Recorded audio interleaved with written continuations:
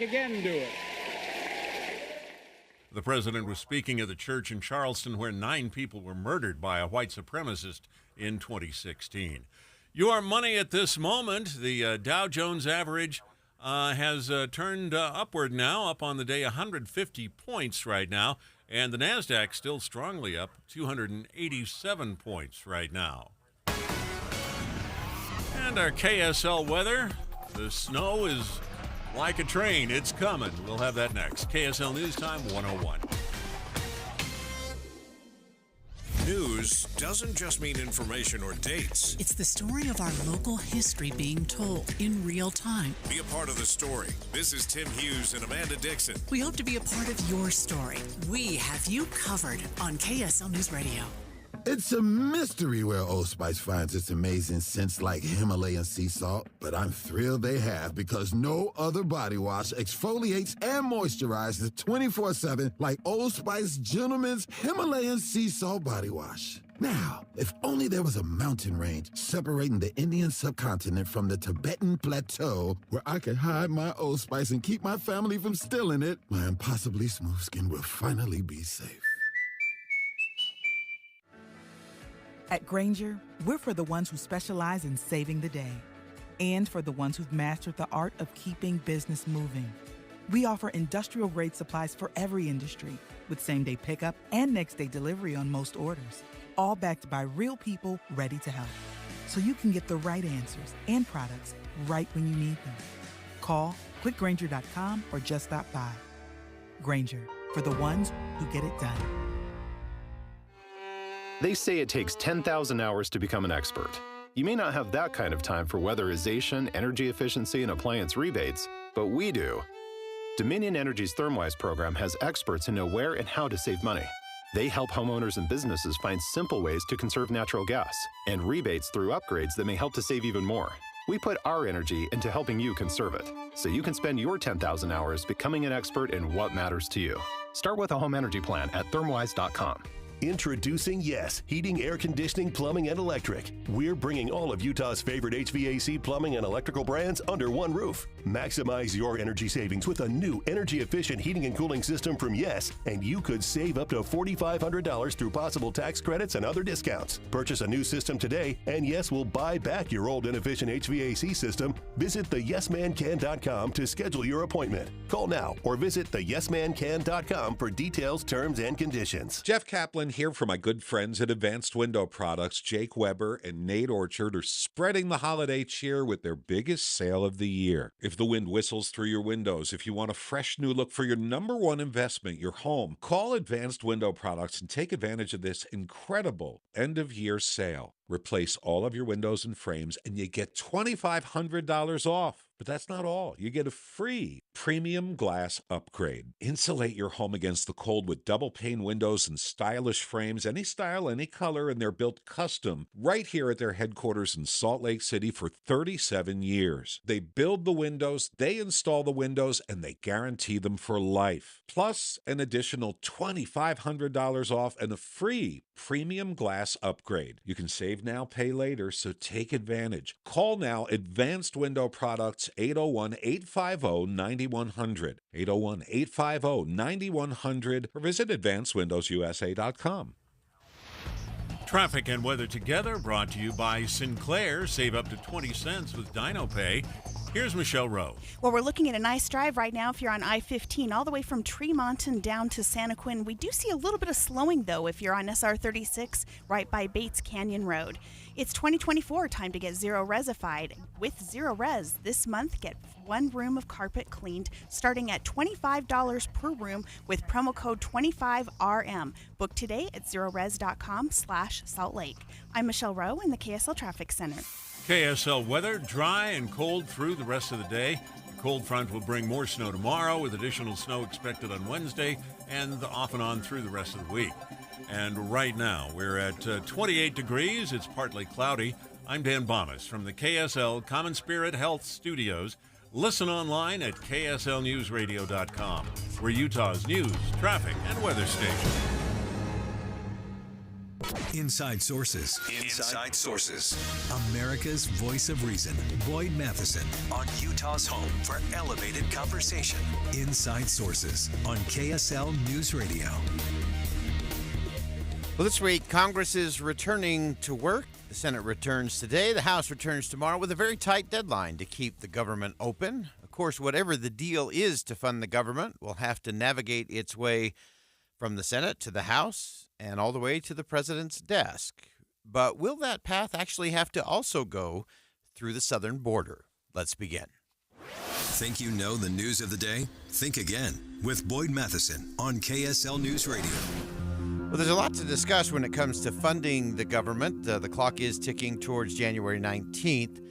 Some good news over the weekend in terms of some numbers, but we're going to take the next half hour of the program and we're going to break down what it is in the deal, what is encouraging, what is possible. And we're actually going to start in an interesting place as we look at funding the government. It is going to have to go through the southern border. There's going to have to be some elements from both sides that are going to have to deal with border security and immigration reform. Something we've talked a lot about on this show and something I still believe can be done in a bipartisan way. But both sides have been kind of putting it off, using it for political purposes for far too long. But now they're under the gun to get the government funded. Again, you have two crucial dates coming up. You have January the 19th, followed by February the 2nd, ironically Groundhog Day, because we keep doing this same thing over and over when it comes to this shutdown, showdown stuff in Congress. But we want to get to this element of it that has been a little bit under the radar, that some Republicans have been saying, hey, we're not going to fund the government unless we also deal with immigration and border security. Well, now there's a bipartisan group coming out of the Senate that may do exactly that. So let's break it all down. Let's start with the House side of things. Speaker Mike Johnson sat down for a long interview with Margaret Brennan on Face the Nation yesterday, talking about the border and why it was crucial to actually take care of that issue in addition to funding the government in general. Here's how the speaker described it. I'll quote to you the deputy chief of the U.S. Border Patrol. In his own words, he said, it is as if we're trying to administer an open fire hydrant. Mm-hmm. He said, I don't need more buckets. I need the flow to be turned off. And the way you do that is with policy changes. Simply, this could be done, and everyone here knows it. All the officials, federal, state, and local, have affirmed that, and we know it by experience because it happened in the previous administration. So we're just asking the White House to apply common sense, and they seem to be completely uninterested in doing so. Now, the White House has been accusing the House of not taking the problem at the border seriously, withholding additional funding needed to hire more agents, increase capacity at the border. Here's the way Speaker Johnson responded. That's nonsense. It's absolute nonsense. They have to solve the crisis here, and throwing more money at the broken system will not do that. All it will But you're not empower. opposing funding. That's what I'm trying to clarify. No, but we understand that Border Patrol needs the necessary resources to do its job, but they can't do the job that they're hired to do unless you change the policy here, and that's why we're so insistent on that being done. And again, the application and enforcement of existing federal law will do the trick. We don't even need new law. We need the White House to do what it should and what it can. So some important components there. So we're going to stay with that part of the question for just a moment. And then coming up at 1:20, we'll be joined by Emma Caitlin from the Politico, talking about some of the things that are within this proposed bill and what's going to be coming down in terms of the actual funding itself. So as it relates to the immigration and border component to this, there's been an interesting group. You've got Senator James Lankford from Oklahoma. You have Senator Sinema, an independent from Arizona, and Senator Chris Murphy, a Democrat, all in the Senate, who've been working to come up with some sort of possible starting point when it comes to immigration in the Senate. Yesterday, Senator Lankford made appear on one of the Sunday shows talking about the latest updates. And as he's been leading the Republican negotiators, he says he actually hopes for some real live bill text, something we can actually read and evaluate sometime this week.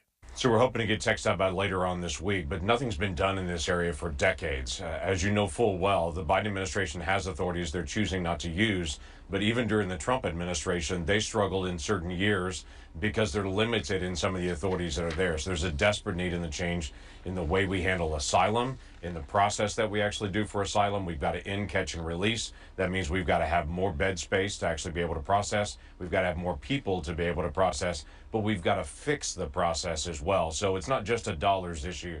And I would tell you the House and the Senate Republicans have been very upset that the White House continues to say, if you send us more money, we'll fix this. When money has been sent to the White House, they've used that money to facilitate more people coming into the country rather than actually stopping the flow on it. So super important message there from Senator Langford from Oklahoma saying, look, we can't just keep throwing money at this. It's not changing the game or fixing the system.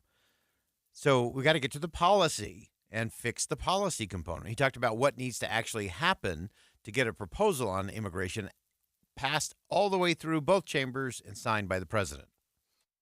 Text hopefully this week to be able to get that out. Everybody will have time to be able to read it and go through it. No one's going to be jammed in this process, but it's a matter of trying to be able to get this out. But to make law, we've got to have a Democrat Senate, a Democrat White House, and a Republican House to be able to go through this. So this agreement has to work. Everyone's counting on this actually working, but it's going to have to be agreement that a White House, that it's a Democrat White House and a Democrat Senate can also line up with a Republican House, and we're working to thread that needle for things that actually work.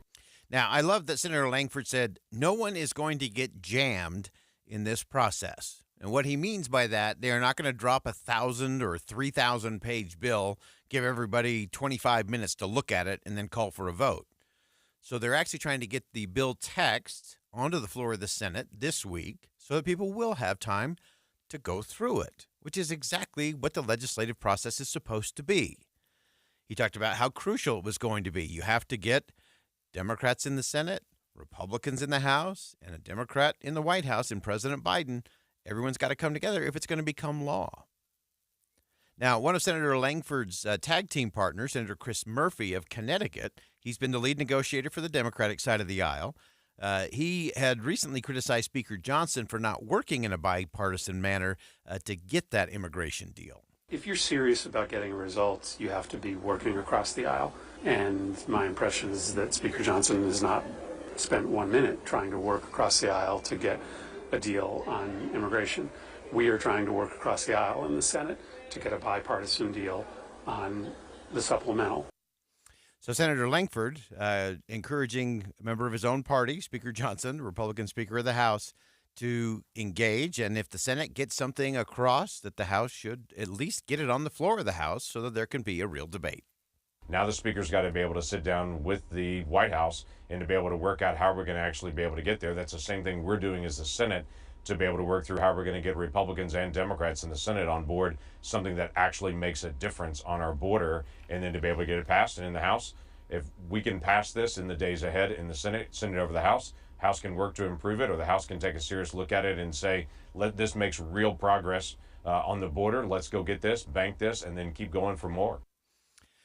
So some great perspective there, some encouraging perspective there from Senator Langford. Again, it's a bipartisan group with Senator Langford, the Republican, Senator Murphy, the Democrat, Senator Sinema from Arizona, the Independent, coming together, putting some bill text on the floor of the Senate, hopefully this week, so it can be vetted, debated, amended, and voted on, and then sent over to the House. That's how the process is supposed to work. Now, it's interesting because so many have made border security and immigration a sticking point in terms of just funding. If the path to getting the funding done has to go through the southern border, then this might be the beginning of some hope there. Now, we're going to stay with the conversation because we do want to get to what happened just yesterday in Democrats and Republicans at least agreeing on some top-line numbers of spending. It's a big number, $1.7 trillion.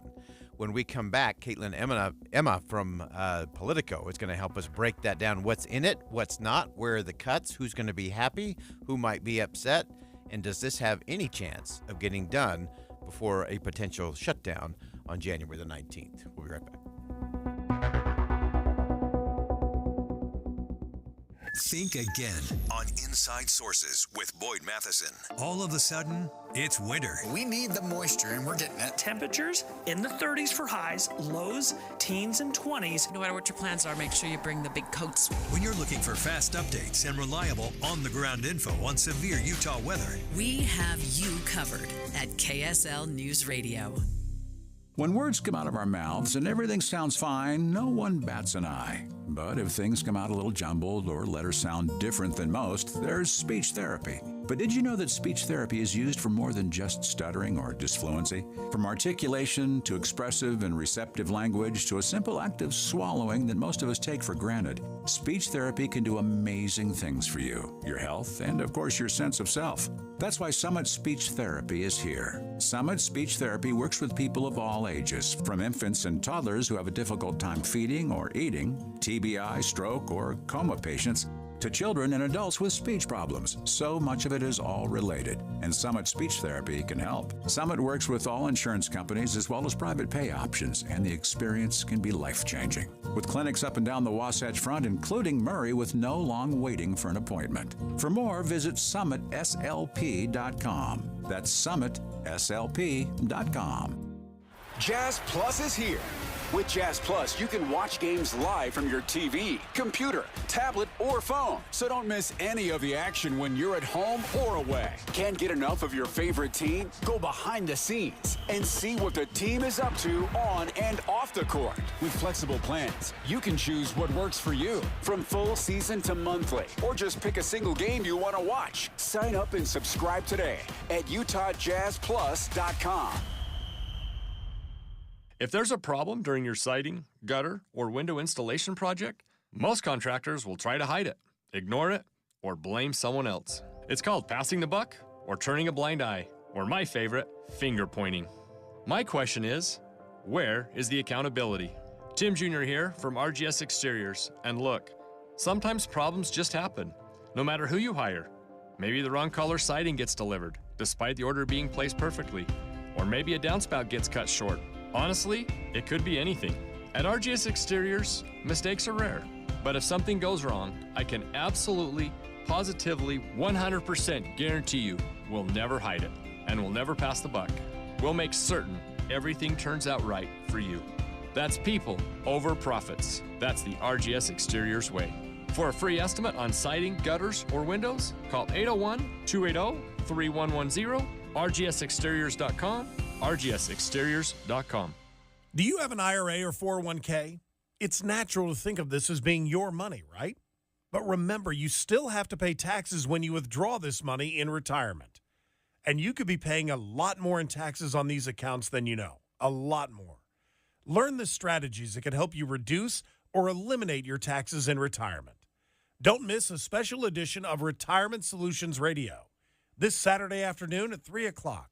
Right here on KSL News Radio 1027. Getting help with electrical repairs is easier than you think. All you have to do is call Any Hour Services or schedule an appointment at anyhourservices.com. No one helps more homeowners than Any Hour Services.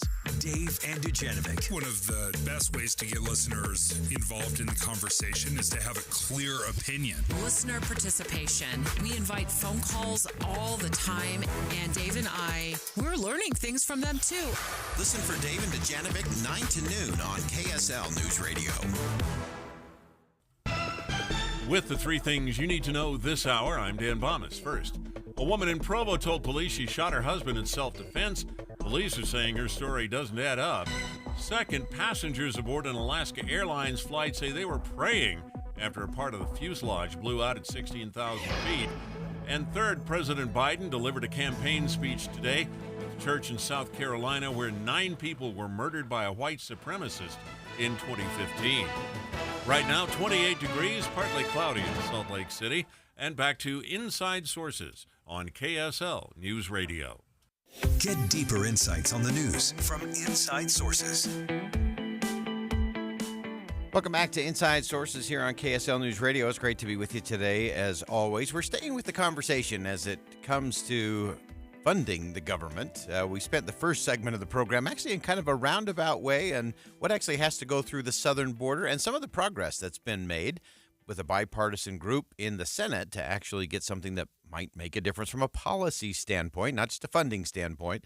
Now we got to get to the funding side of the equation, and some encouraging / discouraging news, I think, from over the weekend. Top line number has been agreed to, about almost $1.7 trillion in funding. So we want to look under the hood and beyond the headlines of all of that to take a look at what's in there, what's going to make some people happy and other people angry, and is there a path to get this done before those two critical dates of January the 19th and then, of course, Groundhog Day, as we keep having this same battle over funding on February the 2nd. And to help us break that all down today, really thrilled to have joining us on the program Caitlin Emma, who covers the federal budget and congressional spending bills on Capitol Hill for Politico. And Caitlin, welcome back to the show.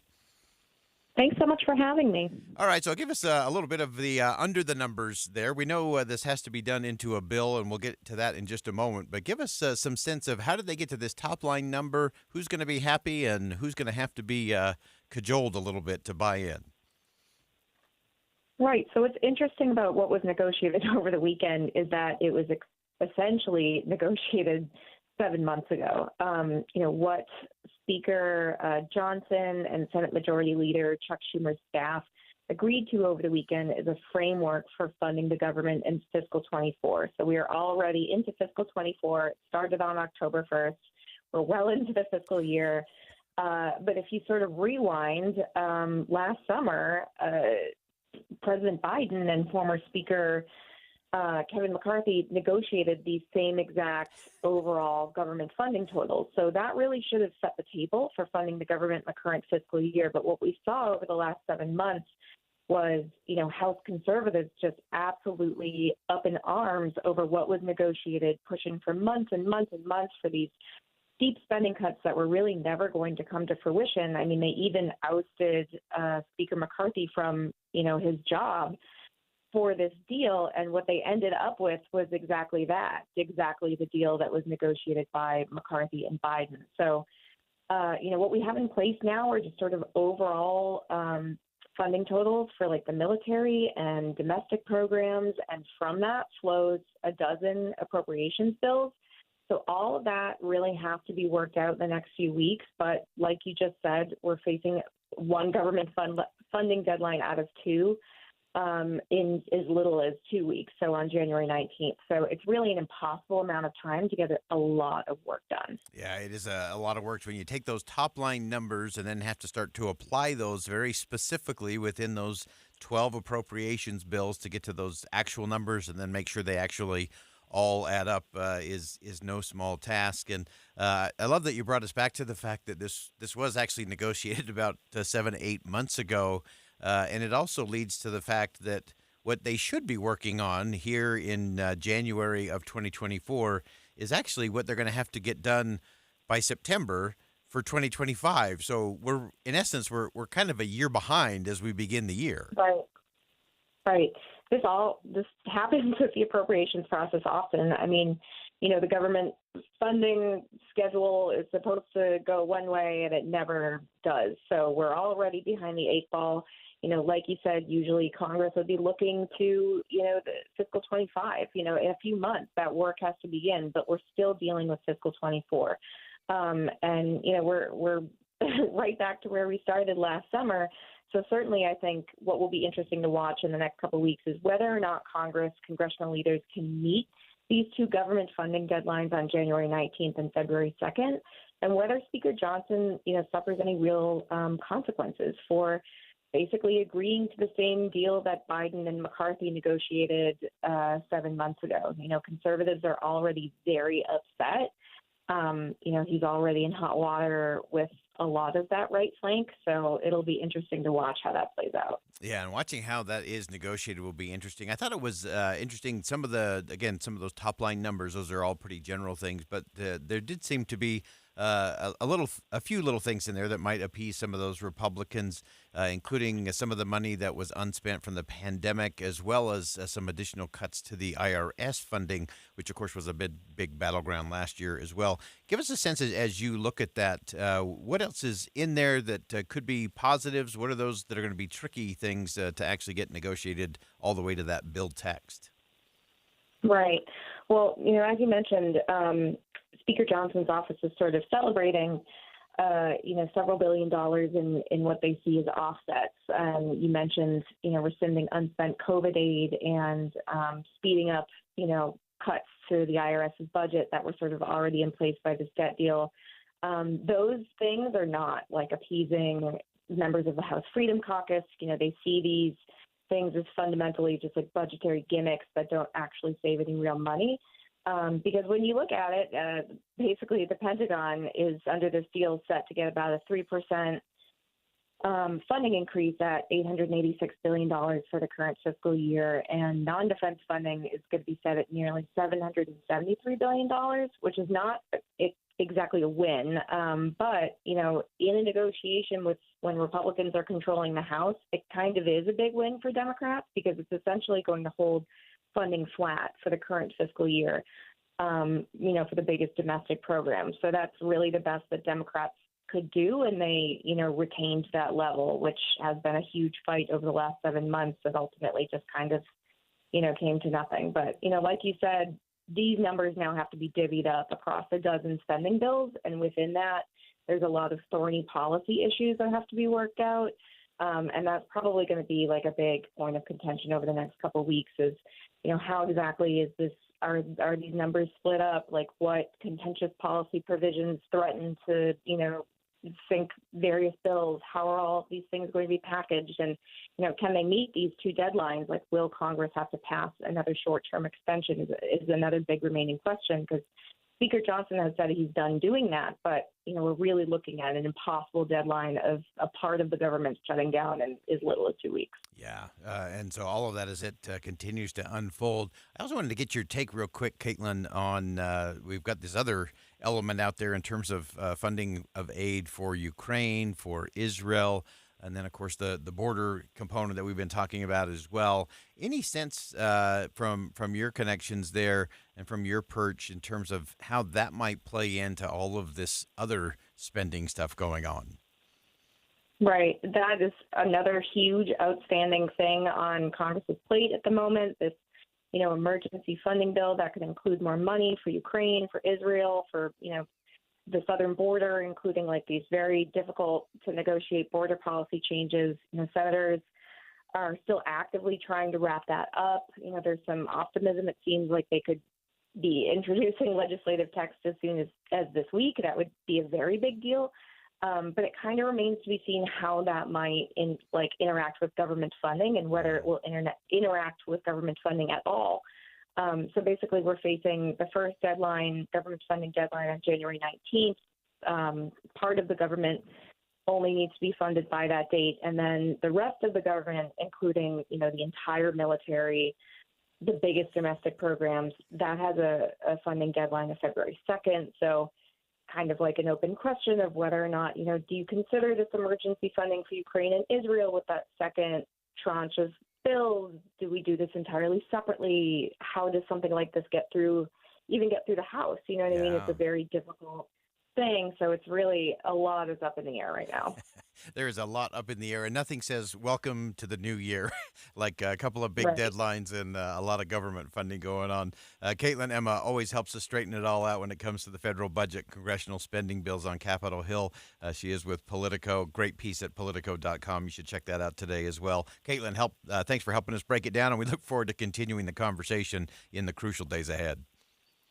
Awesome. Thanks for having me. Again, that's Caitlin Emma from Politico. Great insight there. And it is complicated. It is difficult. There are a lot of sticky wickets that are going to have to be navigated in the days ahead. But we'll keep you up to date. What's actually happening, why it matters, and what it actually means to you. We'll step aside for some bottom of the hour news. More Inside Sources coming up next.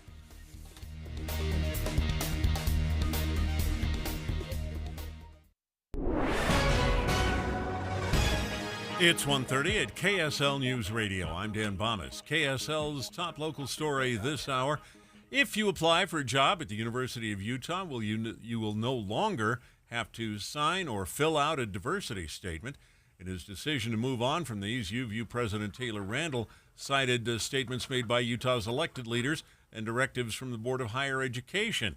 He was referring to what Governor Spencer Cox had said in his latest news conference on PBS Utah. After this legislative session, it will not be happening here in the state of Utah. These diversity statements that you have to sign to get hired. I think that is awful. The Board of Higher Education followed that up, saying they're working with Utah's public colleges to wind down the use of those statements. Utah Highway Patrol reminding Utahns to drive slowly after responding to over 180 accidents.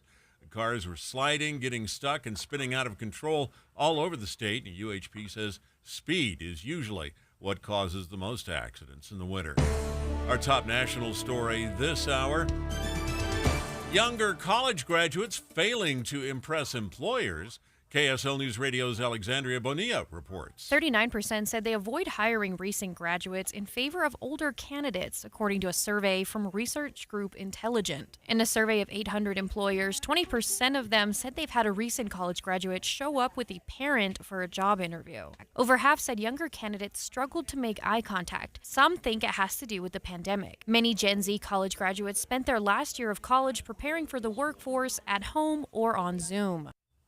Intelligence says some companies are offering training and classes on the soft skills needed to work in an office. Your money at this moment: the Dow Jones average up on the day now, 151 points, and the NASDAQ still up 294 points right now. And KSL weather: sunshine right now, but the snow's on the way. That's next. KSL News Time, 1:32. You know what's great about KSL's traffic coverage? Trained traffic reporters and real listeners. Trading information and making the commute safer and faster for everyone. Every 10 minutes on the nines, we have you covered on KSL News Radio. Jeff Kaplan here for my good friends at Advanced Window Products. Jake Weber and Nate Orchard are spreading the holiday cheer with their biggest sale of the year. If the wind whistles through your windows, if you want a fresh new look for your number one investment, your home, call Advanced Window Products and take advantage of this incredible end-of-year sale. Replace all of your windows and frames, and you get $2,500 off. But that's not all. You get a free premium glass upgrade. Insulate your home against the cold with double pane windows and stylish frames, any style, any color, and they're built custom right here at their headquarters in Salt Lake City for 37 years. They build the windows, they install the windows, and they guarantee them for life. Plus, an additional $2,500 off and a free premium glass upgrade. You can save now, pay later, so take advantage. Call now, Advanced Window Products, 801-850-9100, 801-850-9100, or visit AdvancedWindowsUSA.com. The Angie's List you know and trust is now Angie, and we're so much more than just a list. We still connect you with top local pros and show you ratings and reviews, but now we also let you compare upfront prices on hundreds of projects and book a service instantly. We can even handle the rest of your project from start to finish. So remember, Angie's List is now Angie, and we're here to get your job done right. Get started at Angie.com. That's ANGI, or download the app today. Pizza's here. Oh, great. I'd love some, but I'm worried about my stomach issues. If you're worried about having diarrhea, gas, bloating, stomach pain, or loose, oily stools, it may not just be stomach issues. It could be a condition called exocrine pancreatic insufficiency, or EPI. With EPI, the pancreas doesn't release enough enzymes to break down food, but EPI is manageable. Use the symptom checker on identifyepi.com and talk to your doctor. That's identifyepi.com. Sponsored by AbbVie. The monster is coming, and it wants you and your family. And that's great news, really, because it's time for the Bear Lake Monster Winterfest, January 26th through the 28th. Winterfest is all about an incredible celebration of winter and all the fun it brings. So start Friday with Monster Winter Sports and Trails Day, a free event featuring fat tire bikes, snowshoes, snowmobiles, and tubes for the kids. Also a taste of Bear Lake, with local restaurants dishing up their tasty specialties. Then Saturday, it's the Monster 5K Walk and Run, a Monster Cisco Disco Tournament, chili cook-off, even a cardboard boat regatta, followed by the famous Monster Plunge. Come on, Bear Lake awaits. Visit BearLakeMonsterWinterfest.com for pre-registration times and locations. That's BearLakeMonsterWinterfest.com. Presented by Bear Lake Visitors Bureau and Bear Lake Chamber. Traffic and weather together brought to you by Sinclair. Save up to 20 cents with Dino Pay. And here's Michelle Rowe. We have a crash. This is northbound on Washington Boulevard, 1700 North in Ogden. Also, for drivers making their way northbound I-15, we're looking at some slowdowns in Centerville. This is going toward 400 North. Going to see that backing up into Bountiful. Fed Up Kitchen is Utah's premier healthy meal prep service. Save time, money, and get results with their delicious gluten-free, macro-friendly meals. Eat better, feel better, live better with Fed Up Kitchen. FedUpKitchen.com. I'm Michelle Rowe in the KSL Traffic Center. KSL weather, dry and cold through the rest of the day. Then a cold front brings more snow tomorrow. Additional snow expected on Wednesday and through the rest of the week. Right now, we're at 28 degrees and partly cloudy. I'm Dan Bomas from the KSL Common Spirit Health Studios. Listen online at kslnewsradio.com. We're Utah's news, traffic, and weather station. Inside Sources. Inside Sources. America's voice of reason. Boyd Matheson on Utah's home for elevated conversation. Inside Sources on KSL News Radio. Well, recent polling has showed that the Biden campaign and administration have been worried and wringing their hands a little bit about the loss of support among Black and Hispanic voters. These are key blocs that have been voting with President Biden through the election and a group that he would clearly need to win re-election in 2024. And so as 2024 does march steadily on, the president's been trying to shift gears there just a little bit, and he did something he has done before. He did during his initial campaign victory in 2020, and that was to go to South Carolina. Today, he spoke at Mother Emanuel Church in Charleston. Of course, that was the site of a tragic shooting that killed 9 people. And the president went there to make his case to Black voters about what he has done or why they should stick with him for another round. Representative Jim Clyburn, who was crucial to President Biden staying in the race and ultimately becoming the Democratic nominee in 2020, assuring Black voters that President Biden would be with them as he took office. So we want to break down where things are, where the president got sideways, and what actually needs to happen moving forward. Really pleased to have back on the program with us today former Congresswoman Mia Love, a former member of not only Congress but the Congressional Black Caucus. Had some interesting insights. So it was on CNN earlier today talking about the president's speech and what took place there. And Mia, welcome back to the show. Thank you. Appreciate it. So as you do an assessment in terms of the president's messaging, and not just messaging, but policy in terms of the Black community, where is the big disconnect? What's the miss? And why is the president losing support in that demographic? Well, it's really interesting. I think everyone sees that the reason why he went there is because he's losing members of the Black community. And so he thinks by just giving a speech in North Carolina at the Emanuel Church that all of a sudden Black Americans are going to say, oh, he definitely cares about my woes, cares about what's going on. The problem is it does nothing to help. The speech does nothing to actually help Black Americans in the United States. And I mentioned some of the things that he could do to actually help Black Americans in the United States. I talked about upward mobility. I talked about STOP. I talked about government giving Black Americans exactly what they need to stay exactly where they are. And it's funny because that's what resonated with my father when he was listening. And so let's dig into that just a little bit. It was a part of your work as a member of Congress and as a member of the Congressional Black Caucus, was talking about not just making sure government does things where people are trapped in some of those government programs, but they actually have that upward mobility path. Talk to us a little bit about what that should look like from a policy standpoint. Well, if we're helping people and they're on government assistance, if they get promoted, if they are able to make a little bit more money, they lose all of that assistance. I was working on a bridge because what we really need to do, these programs are meant to make poverty temporary, not just tolerable. Poverty should be temporary in the United States, and these programs should be aimed not to trap people in government programs, but to allow them to get out from under government and be able to be self-sufficient and stand on their own. That's what Americans want. That's what Black Americans want. And let me say this, too. In the first few months of the administration, what I witnessed, what I saw, were a lot of Haitian immigrants under a bridge, under horrible conditions, suffering under a bridge, where Biden invited them to come. Biden invited all of these immigrants to come, and they were under a bridge, black Haitians under a bridge suffering. And it just did not make any sense to me. This is a person that's supposed to be pro-Black. I remember when he actually said, if you don't know who you're voting for between me and Trump, then you ain't Black. I was offended by that because he doesn't get to define who I am and what I've been through.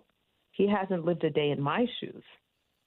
I'm a Black American female Utahn who went into public service to help people and to honestly allow people to be the masters of their own success and to be as extraordinary as they choose to be, as they're willing to work to be. Yeah.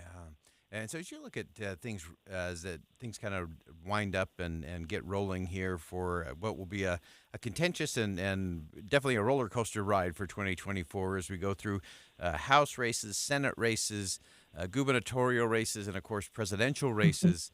As you look at that from your unique experience, Mia, what is it that you think we ought to be talking about? Why is it that no one is really getting the messaging right for all Americans, that there seems to be this disconnect from those in government and in elected office and where the American people are actually living and what they're doing around the kitchen table? The disconnect is the American government cannot be and should not be all things to everyone, cannot protect you from everything, should not protect you from everything.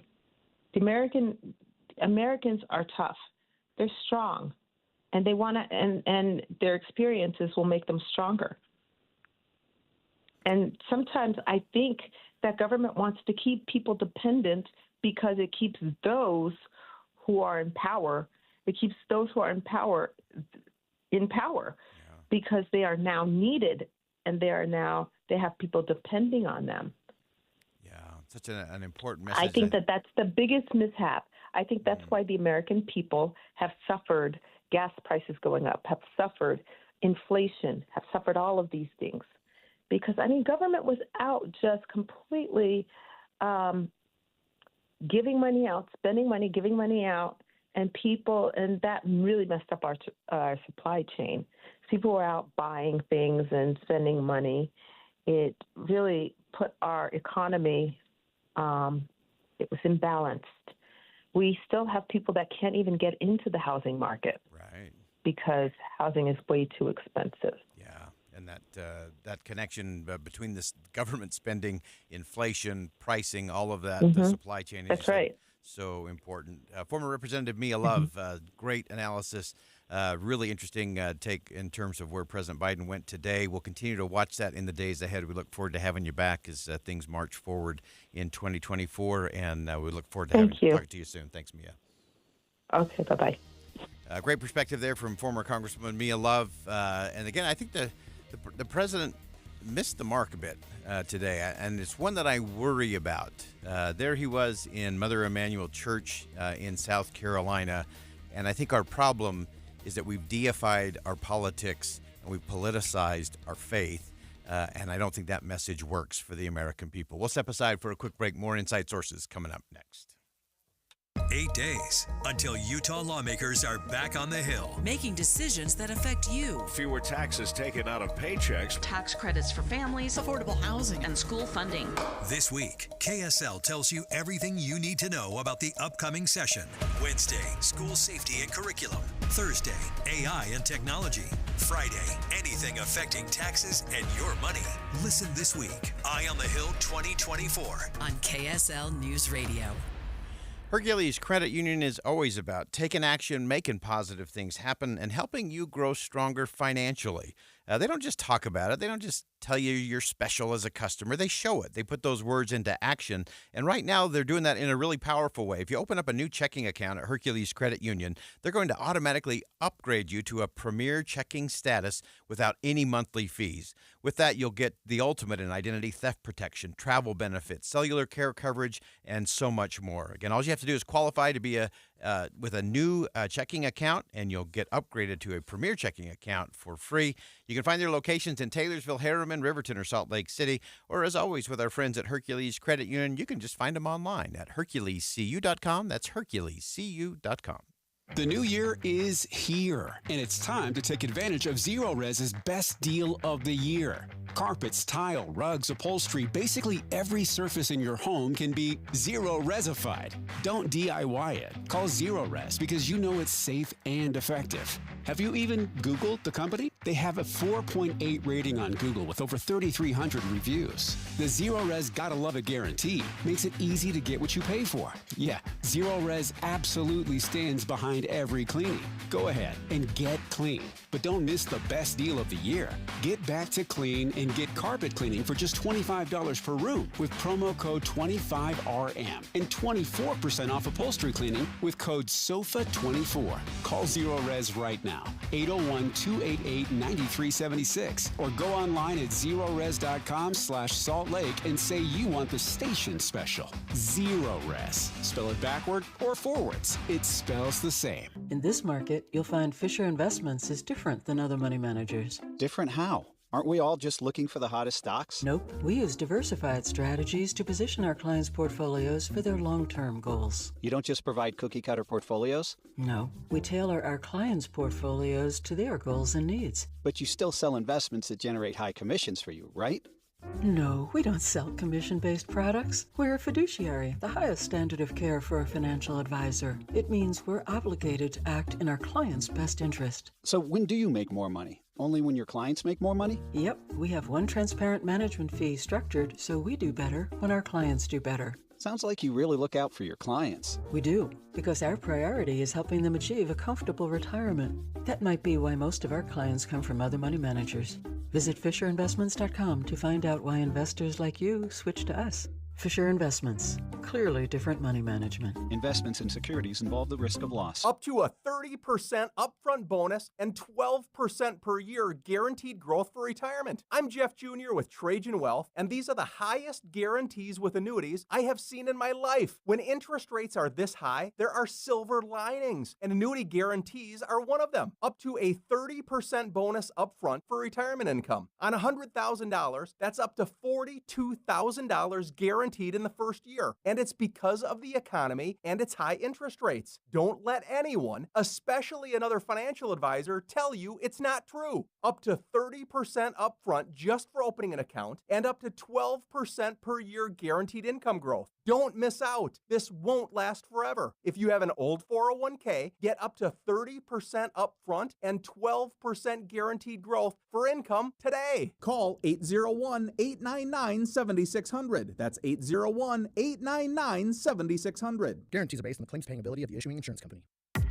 KSL Broadcast Group contests are open to participants 13 years of age and older that are residents of Utah, Idaho, Wyoming, and Nevada, unless otherwise specified. Employees or agents of the station, Bonneville International Corporation, or other area radio stations, or any entity associated with the contest may not enter. Persons who have won in the last 90 days from a station contest or event are not eligible. Full general contest rules are available at kslnewsradio.com. With the three things you need to know this hour, I'm Dan Bonas. First, snow this morning led to more than 180 accidents on Utah's freeways. Second, applicants for jobs at the University of Utah won't have to sign a diversity, equity, and inclusion statement anymore. Third, when Gen Z applicants interview for jobs, probably a bad idea to bring mom and dad along.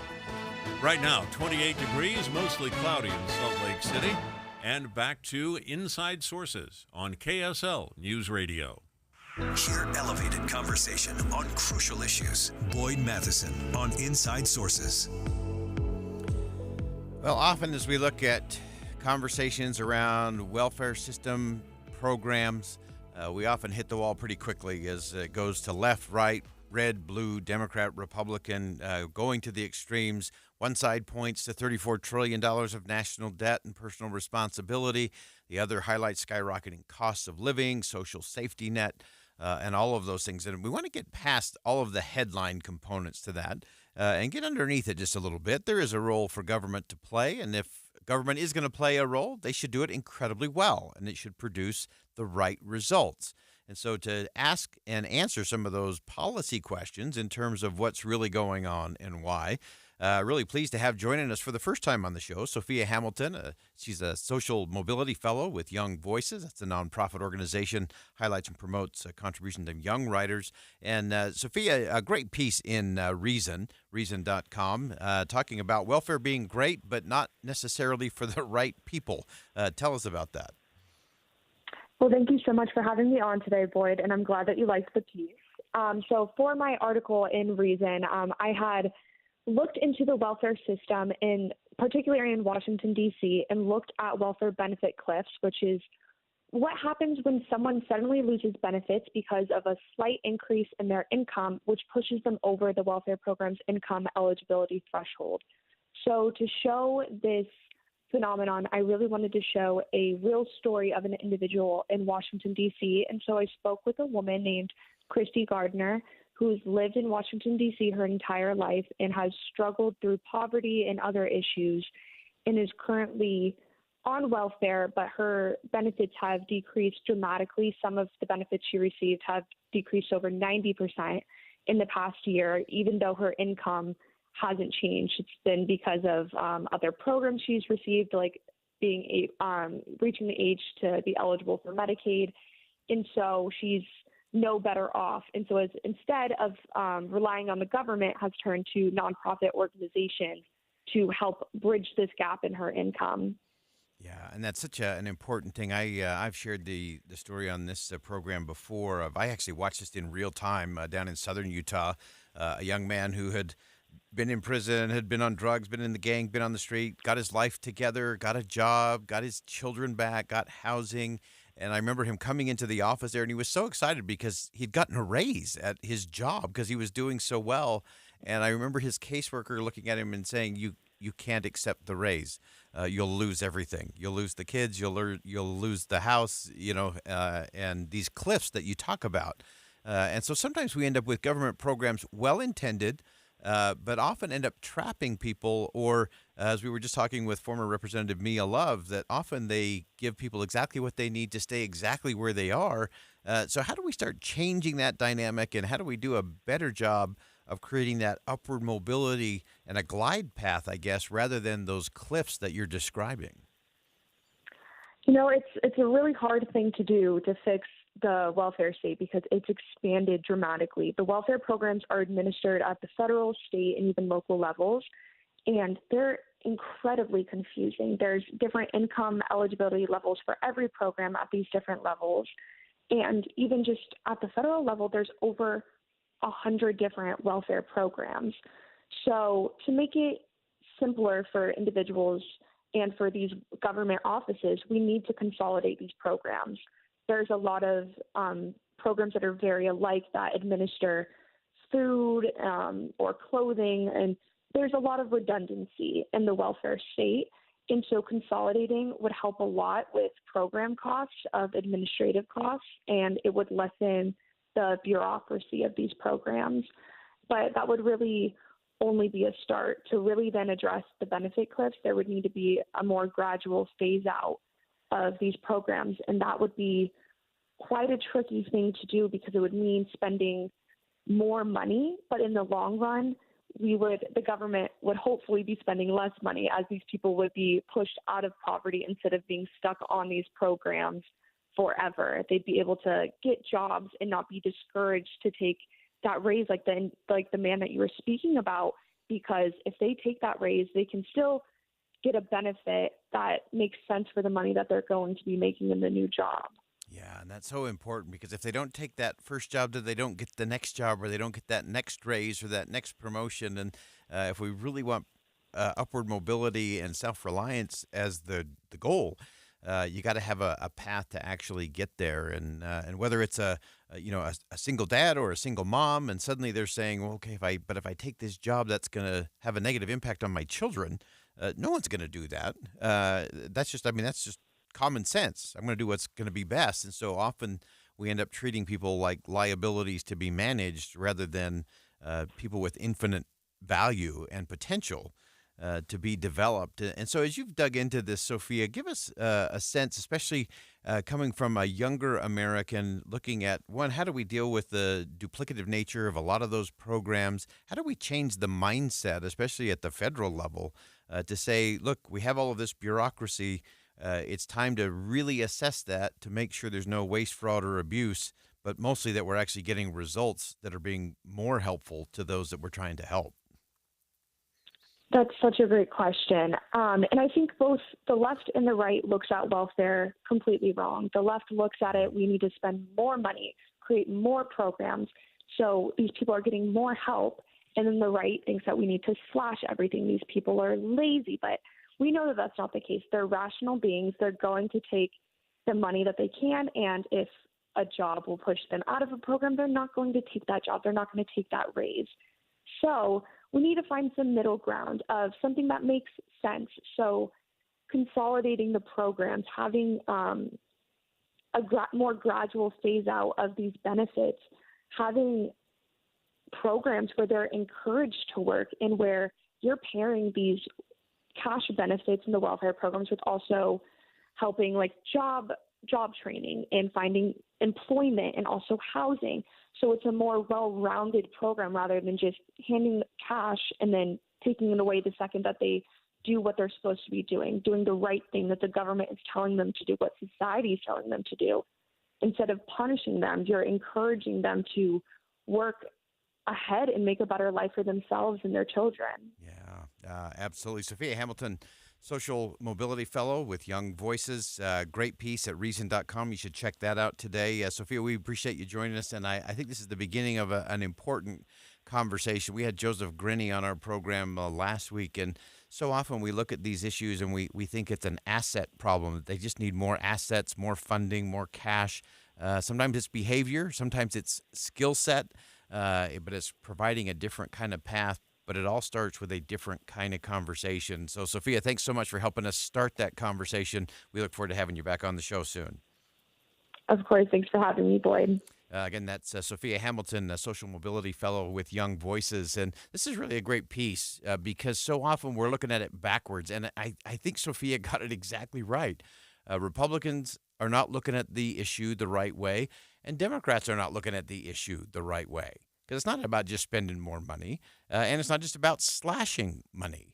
It's having a different kind of conversation about what's the objective and what are we actually trying to do, and is what we're doing helping or hurting? And one of the biggest problems we have is, as Sophia mentioned, there's over 100 programs, over 100. And so many of them are duplicative. There's overlap of all kinds. There's waste, fraud, and abuse in the system. But the big issue for me is, let's just do an evaluation. Is it working?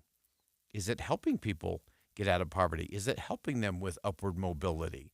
If we can have that kind of conversation, then it's not about just cutting or spending more. It's about producing the right results. And guess what? When we demand and are very clear about what the right result is, accountability is actually a pretty easy thing to do. All right, that wraps up hour number 1 of Inside Sources here on KSL News Radio. We'll step aside for some top-of-the-hour news. Don't go anywhere. We're going to launch into hour number 2, talking about some of the challenges going on in Israel with the government and what lies ahead for Prime Minister Benjamin Netanyahu's hold of power, what that means to the region, what that means to you. Coming up next. Stick around.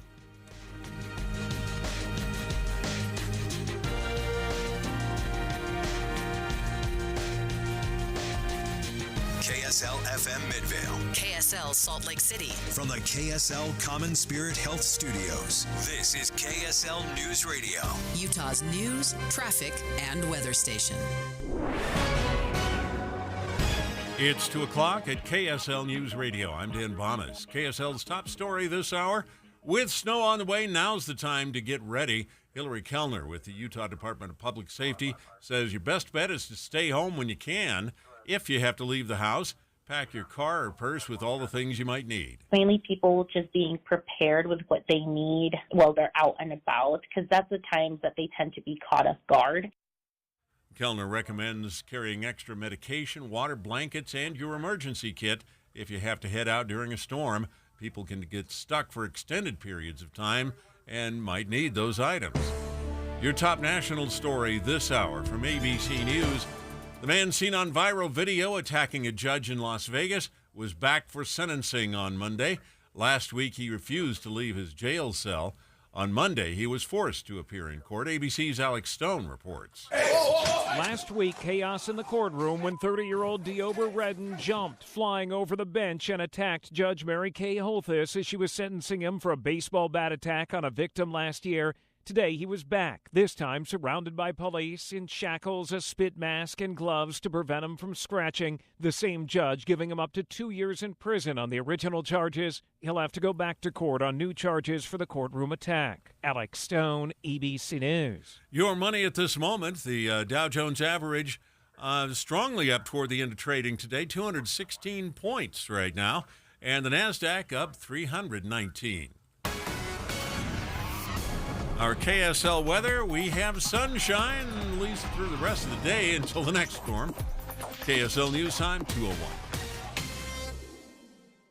We hope you have the right app on your phone for news. You probably have dozens. But the KSL News Radio app, well, it makes our live stream super easy. Plus, our talk shows are right there as podcast for your workday. That's the app for KSL News Radio. They say it takes 10,000 hours to become an expert. You may not have that kind of time for weatherization, energy efficiency, and appliance rebates, but we do. Dominion Energy's ThermWise program has experts who know where and how to save money. They help homeowners and businesses find simple ways to conserve natural gas and rebates through upgrades that may help to save even more. We put our energy into helping you conserve it, so you can spend your 10,000 hours becoming an expert in what matters to you. Start with a home energy plan at thermwise.com. Jeff Kaplan here for my good friends at Advanced Window Products. Jake Weber and Nate Orchard are spreading the holiday cheer with their biggest sale of the year. If the wind whistles through your windows, if you want a fresh new look for your number one investment, your home, call Advanced Window Products and take advantage of this incredible end-of-year sale. Replace all of your windows and frames, and you get $2,500 off. But that's not all. You get a free premium glass upgrade. Insulate your home against the cold with double pane windows and stylish frames, any style, any color, and they're built custom right here at their headquarters in Salt Lake City for 37 years. They build the windows, they install the windows, and they guarantee them for life. Plus, an additional $2,500 off and a free premium glass upgrade. You can save now, pay later, so take advantage. Call now, Advanced Window Products, 801-850-9100, 801-850-9100, or visit advancedwindowsusa.com. Everybody knows that your credit history can have a huge impact on your life, Amanda, especially when you're just starting out as an adult. That's why Utah Community Credit Union, UCCU's new Credit Builder Loan is such a great idea. It's a way to build or to rebuild your credit. All right, so let's talk about how it works. With Credit Builder, UCCU will open an account in your name and then provide that account with a fixed amount of funds along with a small automatic monthly payment. And as your automatic payments are made over time, of course, your credit builds, proving you're a responsible borrower and raising your credit score. And that credit score is just so important because it determines the interest rates you'll get, higher credit limits, better loan terms because of your credit score. And by the way, if you have kids in high school, open a Credit Builder loan in their name, and that way they're going to graduate from high school with a good credit score of their own. It's called the Credit Builder Loan from Utah Community Credit Union, UCCU. Just call or text UCCU or stop by any branch and start building your credit today. UCCU, you're going to love where you bank. The Movie Show is at Minky Couture in Layton this Friday, January 12th from 10 to 1. Join KSL News Radio and Minky Couture and get special discounts and savings on your favorite Minky Couture products. And while you're at Minky Couture, check out all the ways to stay cozy and warm during these cold months, including the new Everywhere blanket. Join us this Friday at Minky Couture in Layton, 1782 Woodland Park Drive. MinkyCouture.com. Minky Couture, the best gift ever. Traffic and weather together brought to you by Sinclair. Save up to 20 cents with DinoPay. Here's Michelle Rowe. Well, we do have a trouble spot. This is northbound I-15 in the Centerville area near Parish Lane. We did have a highway patrol slow down earlier, so you're going to see some lagging traffic going between Bountiful into Centerville. The rest of your drive is looking really good at the moment. It's 2024. Time to get Zero Resified with Zero Res. This month, get one room of carpet cleaned starting at $25 per room with promo code 25RM. Book today at zerores.com/Salt Lake. I'm Michelle Rowe in the KSL Traffic Center. KSL weather, dry and cold through the rest of the day. Then a cold front brings more snow tomorrow. Additional snow expected on Wednesday and through the rest of the week. And right now we're at 28 degrees. It's mostly sunny. I'm Dan Bomas from the KSL Common Spirit Health Studios. Listen online at kslnewsradio.com. We're Utah's news, traffic, and weather station. Inside Sources. Inside Sources. America's voice of reason. Boyd Matheson on Utah's home for elevated conversation. Inside Sources on KSL News Radio. Well, the headlines, of course, as we continue to monitor what's happening in Israel and the Middle East more broadly. The Israeli military has announced it's scaling back, at least in some sense, what is happening inside of Gaza as they try to go after Hamas. However, Israeli Prime Minister Benjamin Netanyahu is facing his own internal battles on a host of different fronts. And so we want to get past the headlines, as always, look at what's going on and what does the future look like for leadership in Israel. So let's begin. Think you know the news of the day? Think again with Boyd Matheson on KSL News Radio. Well, the question beyond the headlines today is the United States dealing with an Israeli leader who may be losing his grip on power and control? Really pleased to have joining us on the program today Nahal Tousi, Politico's senior foreign affairs correspondent, and her reported column, Compass. We love this because it delves into the decision-making of the global national security and foreign policy establishment and the fallout that comes with all of that. Really crucial conversations. And Nahal, welcome to the show. Thanks for having me. So as you look at what is going on in the Middle East, let's start with Prime Minister Benjamin Netanyahu. He is clearly dealing with a very complicated, complex set of circumstances. Give us a sense of where are things and how is his control on power? What's impacting it? That's right. So obviously he's overseeing this war with Hamas. He has been indicted on corruption charges, and so he's facing trial in multiple cases. And he's trying to stay in power, partly because he believes that will potentially help shield him from going to prison, and also because he's, a career politician who loves the game. But to stay in power, it means he has to keep together this coalition of elected people who have put him as prime minister, but some of whom have very far-right extreme views that basically are constraining his ability to make long-term decisions about the war and the overall conflict that the U.S. wants him to make. So he's in between like 5 rocks and 10 hard places. That may be the best description yet. 5 rocks and 10 hard places, and that even may be an underestimation of everything. We've been tracking on this show, the challenges he had through the course of last year, prior to October 7th, in dealing with what he was trying to do and changing the game in terms of the judiciary there in Israel and widespread protests around the country. I want you to dig in. You mentioned this very complicated coalition that actually brought him back into power. Help our listeners understand that a little bit and the dynamics and why it's making it so hard for Mr. Netanyahu to deal with the war, with Hamas, with Gaza, and with his own country. That's right. Well, there's 2 people in particular who are in this elected governing coalition, Bezalel Smotrich and Itamar Ben-Gvir, and they are very, very, very extreme on the Israeli right. I mean, just to the point where the U.S. does not even believe it's worth dealing with them because they're so ideological and such kind of religiously motivated in a lot of ways that they just say there's just no point. It's not politics, it's not tactics.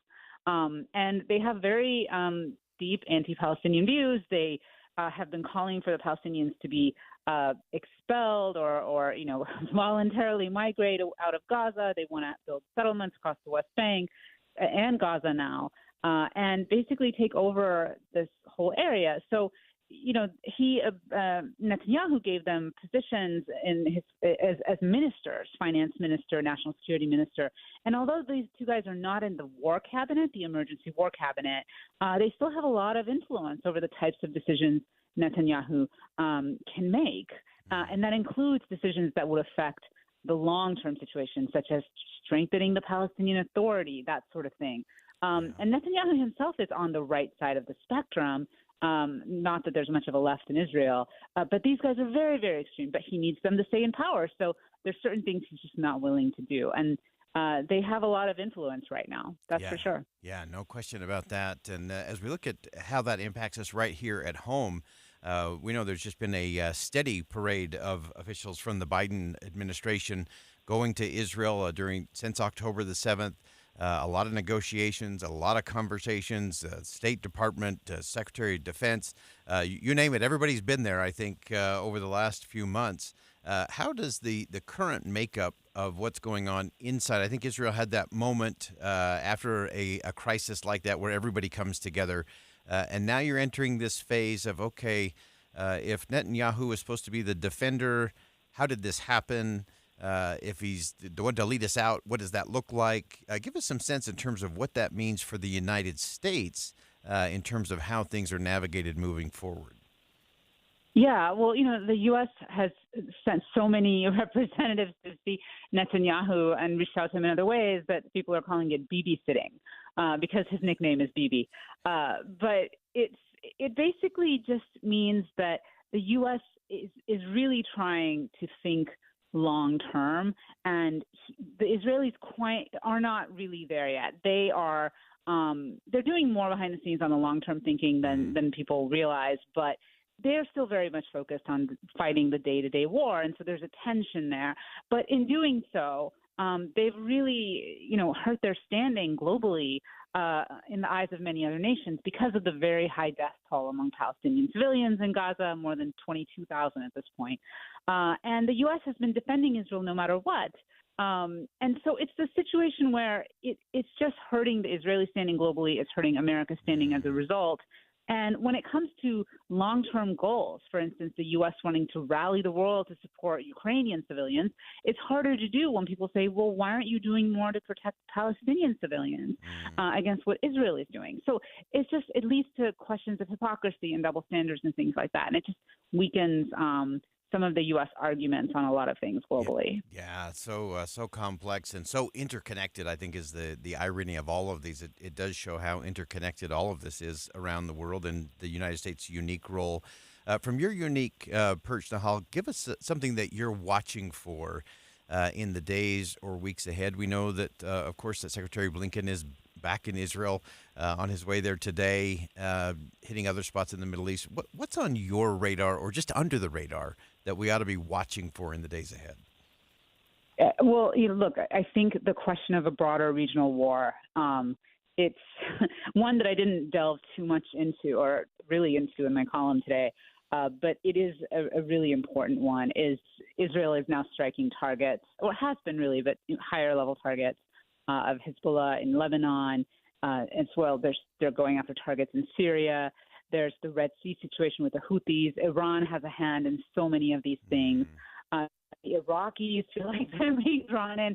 And there's a lot of desire not to have a regional war. And this is what the Secretary says as he's been meeting with people in the Middle East over the last few days. But that doesn't mean there isn't going to be one, because if someone is attacked on your soil, you often feel a desire to respond. And so it's a question of what sort of balance can be struck. And look, when it comes to bringing it back to Netanyahu, there are some who kind of wonder if he wants the war to continue or possibly escalate, because he might see it as a way to burnish his legacy, to stay in power. People might say, well, we don't want to change leaders in the middle of a war, especially one that's growing. Or he might just be like, look, I'm going to be able to do something that really ends up making us more secure in the long run if I can get rid of all these terrorists in all these places. So, there's questions about his motivations on that front as well. of course, his people don't really address that sort of thing at all, and they say he's as strong and robust as ever, and is very grateful to the U.S. for American assistance. So it's a very complicated thing, but yeah, I would say the regional war situation is extremely tense and worth watching. Yeah, we will keep our eye on that, and we will keep our eye on your column, Compass. Nahal Tusi is Politico's senior foreign affairs correspondent. Great insight, great deep dive. Nahal, thanks so much for joining us today. Thanks for having me. Now, we're going to stay with this conversation. Of course, as we talked about with Nahal, Secretary Blinken is in the Middle East once again, trying to prevent that further escalation in the region. So when we come back, we'll stay with the question just a little bit longer, take a look at U.S. policy in the region recently and over the last few years, the last few administrations, and how our very disjointed U.S. policy in the Middle East might have been a contributing factor with where we are today. So stick around. We'll continue that conversation when we come back on Inside Sources.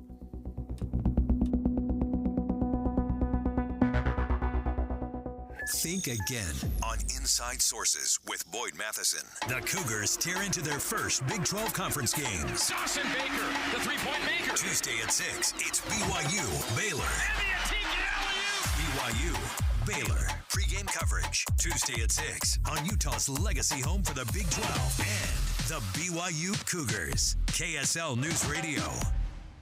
New home for the new year? Sounds nice, doesn't it? What about new lowered rates? Now's the time to step into a gorgeous new Nilsson home with less commute times, easy access, and with rates that have dropped more significantly than all year. Less really is more in this case. Less maintenance, less commute, and less money per month.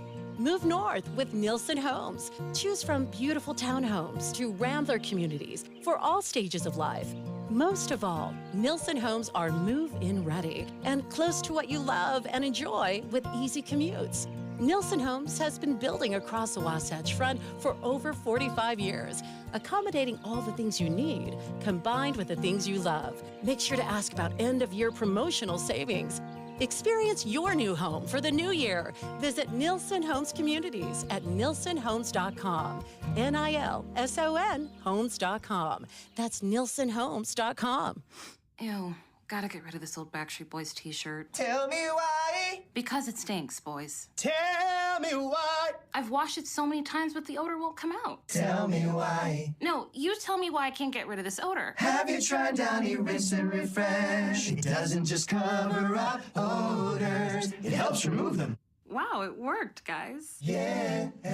Downy Rinse and Refresh removes more odor in one wash than the leading value detergent in 3 washes. Find it wherever you buy laundry products. With no fees or minimums and no overdraft fees, banking with Capital One is the easiest decision in the history of decisions. Even easier than choosing to keep the Grinch away from the toy drive. Who's going to deliver the toys to the kids?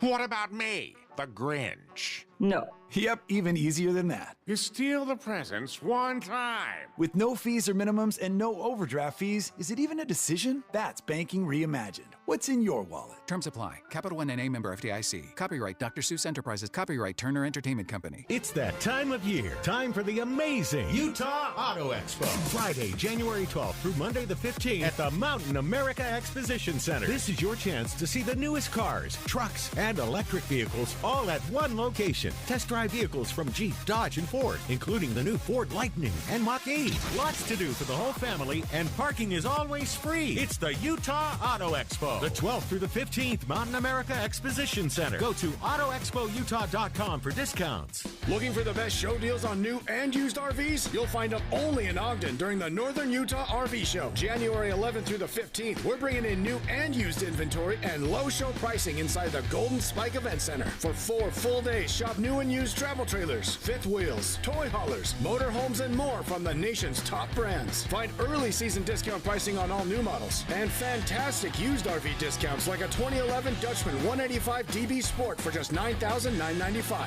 You'll also find that every remaining 2023 is being sold at clearance pricing during the event. Plus, get no payments until April on approved credits and huge trade-in offers on your current RV. Go to NorthUtahRVShow.com to shop the best deals first. This show season, you'll find it all in Ogden. Admission and parking are free to the Northern Utah RV Show. January 11th through the 15th inside the Golden Spike Event Center. Open daily at 10 a.m., closed Sunday. Then we're back at it Monday, Martin Luther King Day from 10 to 5. Sponsored by Bish's RV. Don't miss it. Getting help with plumbing repairs is easier than you think. All you have to do is call Any Hour Services or schedule an appointment at anyhourservices.com. No one helps more homeowners than Any Hour Services. It is cold outside, and that's no surprise because it's winter. But for me, it's been even colder than usual because I've shed over 50 pounds, yes, 50 pounds of fat weight since September following the program designed for me personally at Soda Weight Loss. Yes, I made it through the holidays losing weight, not gaining it, and as a result, now I gotta wear a jacket all the time because I'm so cold. But it's so fun to take off the jacket and be skinny. And just in time to help you keep your New Year's resolution, I've got an amazing opportunity to tell you about. You could win a full year of Soda's amazing program and a $2,000 wardrobe makeover, and you'll need it, in Soda's Shape Up Showdown. To enter, all you have to do is send an email to shapeup@sodaweightloss.com. That's shapeup@sotaweightloss.com. That's it. So don't wait anymore. Make 2024 the year you change your life for the better with Soda Weight Loss. Say it with me. State of the art. At Social Security, we are always thinking of ways to save you time and make things easier. That's why we created My Social Security. Opening a My Social Security account gives you secure access to your personal record and interactive tools tailored for you. You can see if you are eligible to receive benefits, view spousal benefit estimates, and compare retirement benefit estimates at different ages or dates when you want to start receiving benefits. Already receiving benefits? Use your account to change your address, set up or change direct deposit, get a proof of income letter, and more. In most states, you can also request a replacement Social Security card. Save time. Go online. Open a My Social Security account at ssa.gov/myaccount. Social Security, securing today and tomorrow. Produced at U.S. taxpayer expense. Two friends taking pictures of the rising full moon on a summer night. Two teenage kids doing what teenage kids do. When a stranger with a gun and a death wish changed everything. It was violent, it was senseless, and I will never understand it, I will never accept it. I'm Amy Donaldson, and unfortunately, we're all too familiar with stories about how violence shatters lives. But what we rarely see is how they are rebuilt. In a new podcast, The Letter, we relive tragedy, but only so we can hear the rest of the story.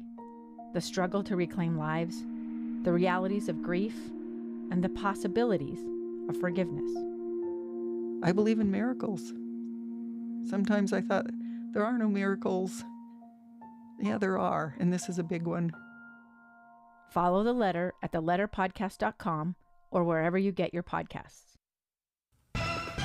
With the three things you need to know this hour, I'm Dan Thomas. First, it's the time of year when carrying an emergency kit in your car can really pay off. Second, Salt Lake City schools will be using an artificial intelligence system to keep guns out of their classrooms. Third, a man who jumped over the bench and attacked a judge in Las Vegas last week was back in court with the same judge today. Right now, 28 degrees, mostly sunny in Salt Lake City. And back to Inside Sources on KSL News Radio. Get deeper insights on the news from Inside Sources. Welcome back to Inside Sources here on KSL News Radio. It's great to be with you today, as always. If you missed the last segment, we had a great deep dive with Nahal Tusi from Politico, talking about what's going on inside of Israel, what Benjamin Netanyahu is doing to keep his coalition government together. It is so complicated. I think Nahal got it right when she said that Prime Minister Netanyahu is between 5 rocks and 10 hard places. There's a lot of tough things going on that they're trying to navigate. So we're going to stay with that question just a little bit as we look at the Middle East more broadly. Of course, Secretary of State Antony Blinken is meeting with leaders across the Middle East in a whirlwind diplomatic tour, attempting to stop a wider war around the battle between Israel and Hamas in Gaza. But missiles, of course, are already flying from Yemen and Lebanon. Israel's raising the danger of escalation and worried about that in terms of a larger regional conflict. So the question now becomes, what is the U.S. role in de-escalation? And what do we need to think again about when it comes to U.S. policy in the Middle East?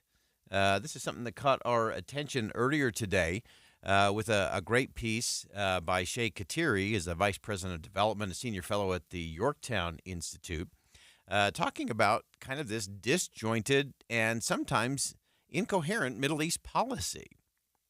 And this goes across Democrat and Republican administrations, so don't worry, equal opportunity offense coming. But it's all part of this disjointed approach to the region that seems to not have made things better, but in many cases has exacerbated a lot of the chaos, a lot of the challenges, rather than creating clarity and certainty in terms of a path forward.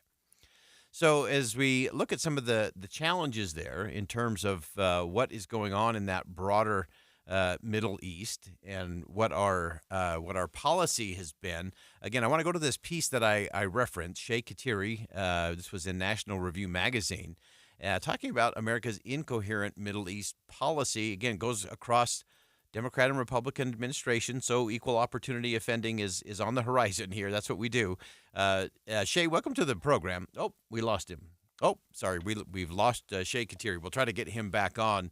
He describes in his piece how the Biden administration, Trump administration, Obama administration have done very little to help us in terms of the clarity and the confidence in the path forward department, but have done a lot that have undermined credibility and moved us forward in the region. All right, now I think we've got Shay back on the line. Shay, welcome to the program.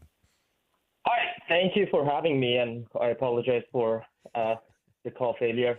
No worries. I want to jump right into it with the time we've got left here. Give us a sense. You went across administrations: Biden administration, Trump administration, Obama administration.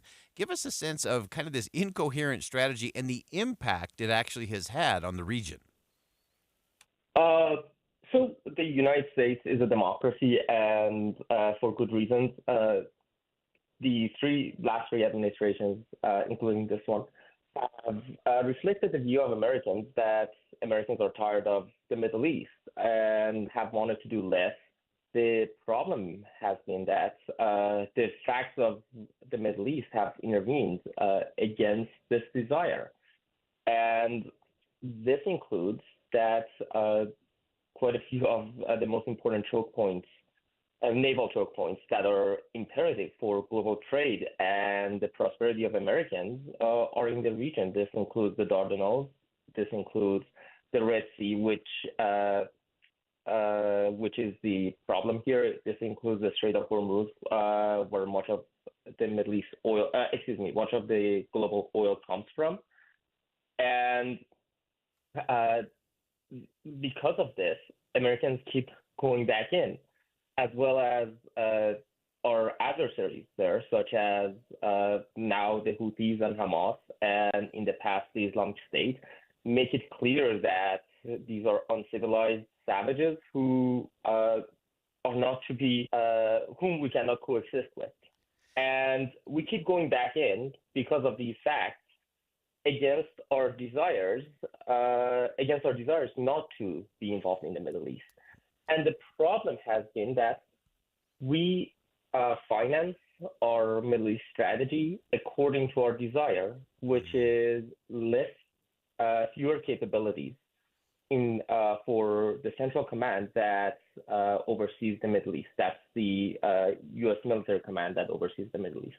Yeah. We give it fewer capabilities every year and ask it to do more every time. Right. And I think that's a big part of these mixed messages in the region, as you described in the piece in National Review, that ending sanctions, shifting resources, having to go back in, that confusion rather than clarity, I think is the challenge. I love the way you put it in your piece, that we need to stick to a policy of either just reducing presence and accepting the consequences of that, or having a real strategy, again, regardless of whether it's a Democrat or Republican in the White House, and we have to change the game with it that way. And we're going to have to leave the conversation there. Shay Kateri is the Vice President of Development and Senior Fellow at the Yorktown Institute. Great piece, worth some deep dive thinking when it comes to how are we approaching the Middle East from the U.S. And Shay, thanks for joining us today. Thank you. All right, we'll step aside for some bottom of the hour news. Don't go anywhere. When we come back, we'll be joined by my friend Scott Rasmussen, a conversation I had with him over the weekend on Sunday edition for KSL TV about how we should look at all the polling that's coming our way in 2024. Stick around. We'll be right back.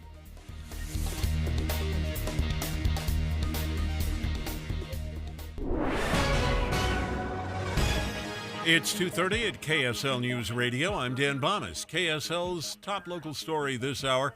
A cabin near the Silver Fork restaurant at the Brighton Ski Resort caught fire this morning. Firefighters couldn't get inside, and the cabin has now collapsed. It was 3 stories tall. There were no injuries. The state is contracting with the company to put AI gun detectors into schools. The Board of Education school safety specialist, Rhett Larson, says this should be ready by the start of the new year. I'm excited for this opportunity. I'm excited to see, really what it looks like once it's implemented in our schools. I'm excited to hear from our building principals. The state legislature allocated $3 million for those detectors last year. They'll use existing security cameras to look for visible firearms. Our top national story this hour from ABC News. CES, the annual tech show in Las Vegas, gets underway this week. Cars are expected to be a major focus. ABC's Mike Dubusky has a big announcement from VW. Volkswagen says it plans to integrate ChatGPT, the artificial intelligence program from OpenAI, into its lineup of cars and SUVs starting later this year. The AI chatbot will be used to support the car's voice assistant, making it easier to give commands, like adjust the climate control or navigate to a destination. VW says it's coming to the new Golf, Passat, and Tiguan, as well as its range of electric vehicles. And your money at this moment, at the close of trading, the Dow was up sharply, 216 points. And the NASDAQ also a strong surge today, 319 points. The S&P 500 was up 66. And our KSL weather. Enjoy the sunshine while it's here, because there's more snow on the way. KSL News Time, 2:32. It's a priority for us at this station to bring you all sides of a story and to talk about the news fairly, completely. Get all the facts and be really aware. Utah's Morning News with us, Tim and Amanda. Weekday mornings 5 to 9 on KSL News Radio. Start the new year on the right note. Join the Utah Symphony January 4th through 6th for a program featuring the work Beethoven himself considered one of his best. Experience world-class musicians performing his exhilarating 7th Symphony, along with works by Mozart and more. Plus, before the performance, everyone, even adults, can try a musical instrument at our instrument petting zoo in the lobby. Tickets start at $21. Get yours at utahsymphony.org. Listen to the greatest classical hits from the 1700s to today.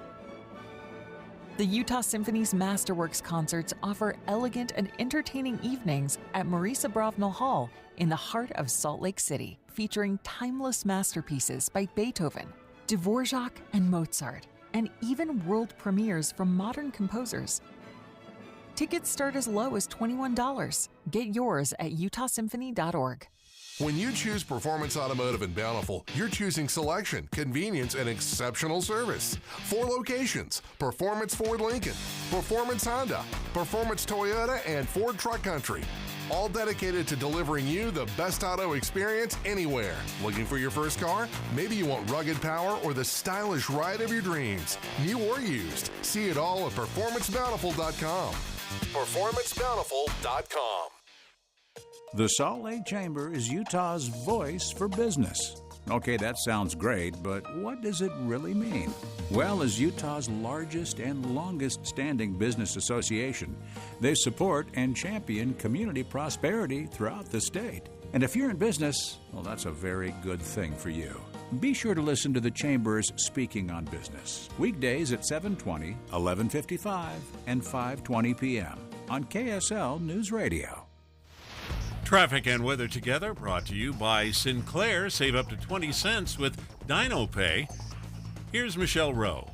Well, overall, we're looking good as far as conditions on I-15. This is going from Tremont and all the way down to, well, when you're hitting the Mona area, you're going to be hitting this continued construction that's narrowing you down to one lane as you're approaching into Nephi. Lagoon is looking for ride maintenance technicians. Lagoon offers excellent mechanical training programs with amazing career opportunities. Ride maintenance technician position is full-time and year-round. Visit lagoonpark.com/jobs. I'm Michelle Rowe in the KSL Traffic Center. KSL weather, dry and cold through the rest of the day. We've got a cold front that'll bring more snow tomorrow with additional snow expected on Wednesday and through the rest of the week. 28 degrees right now, mostly sunny. I'm Dan Bomas from the KSL Common Spirit Health Studios. Listen online at kslnewsradio.com. We're Utah's news, traffic, and weather station. Inside Sources. Inside Sources. America's voice of reason. Boyd Matheson on Utah's home for elevated conversation. Inside Sources on KSL News Radio. Well, as we enter the 2024 election cycle, all of us are going to be hit with all kinds of opinion polls, hypothetical horse races, political matchups, a steady stream of experts who know what the state of the nation is and where the heart and soul of America lies. And we have to get past all of those numbers, and we have to understand what the numbers are, what the numbers mean, and when they matter and when they don't matter. And a lot of it has to do with how you ask the question. So one person I always go to when I look at trying to get the right elements in terms of what is the pulse of the country on this particular issue is my good friend Scott Rasmussen. Scott has an extraordinary view, not just because he knows how to deal with the numbers, not just because he knows how to ask the questions properly, not just because he knows how to do counter polling, which gives you a completely different look, but he also has this deep historical knowledge in terms of putting things into the proper perspective and context. Context always matters. So Scott's long been recognized as one of the world's leading public opinion pollsters. He's a top political analyst, I think a social commentary expert as well. Right now through RMG Research, he's engaged in a really fascinating ongoing effort centered in this whole idea of America's founding ideals of freedom, equality, self-governance, and community-driven solutions. So yesterday on KSL TV's Sunday edition, I had the opportunity to have a chat with Scott. He was chiming in from McKinney, Texas, where his headquarters are. And we started the conversation with a question about the thing that he knows best, and that is a lot of presidential polls going on. What do polls really mean, and what should we actually be looking for? Boyd, it's great to be with you. And, you know, when you talk about numbers, I think the biggest thing you should be aware of in the new year or in any year is what's behind the numbers. Yeah. You know, there was a great study that came out a few years back that said that the best job in America was not being a host on a Utah television station. It was being an actuary. What made that really bizarre is that number 237 on the list was being a Major League Baseball player. How do you get a result like that? Well, the answer is the person who designed that study said that if you work outdoors, it's a negative. If you work at night, it's a negative. If you work in a competitive environment, it's a negative. And by the way, if you make more than $75,000 a year, it's all the same. What that tells you is not what the best job in America is. It tells you what that person who designed the study thinks it is. And we run into this a lot in politics. In polling, it has to do with the questions that are asked. It has to do with the way they're analyzed. Really, you need to think about how do the numbers connect with reality.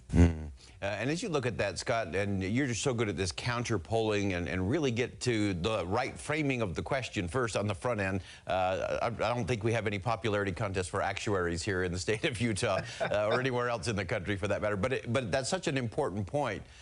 If you don't frame it right on the front end, it doesn't matter how you interpret on the back end, garbage in, garbage out. That's right. A simple example is the language that is used in many polls. Most political polls actually they're framed in the language of a Georgetown cocktail party. They assume that people in Utah and around the country speak that same language, and they don't. I've read polls where they ask people about intersectionality. Hardly anybody knows what that means. There are polls asking people what it means if they like the phrase woke or not. Well, it turns out actually only about 1 out of 6 voters have any idea what it means to be woke, or at least the political context of it. And so the problem with these polls is they're put out there in a certain language. People answer to the best of their ability, not knowing what the terms mean.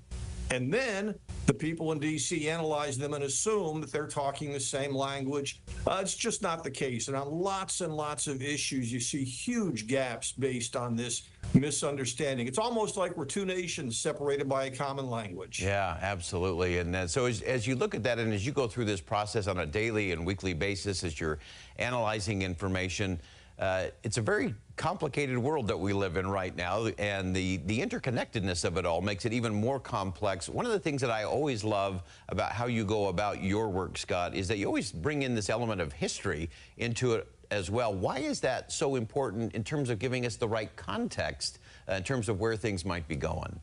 Well, let's take a very short-term history back to when I was young, which is longer ago than I'd like to admit.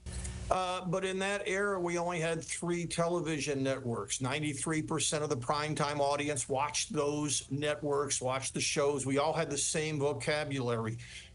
Even if you didn't watch a show, if you didn't watch Bonanza, you still knew about Bonanza because there was just not a lot of options. So that meant when you were asking questions in a polling context, you could use the language, you could use the references that we all shared. Well, now, there are so many channels and streaming channels, and there's social media platforms, and there's people putting out indie products.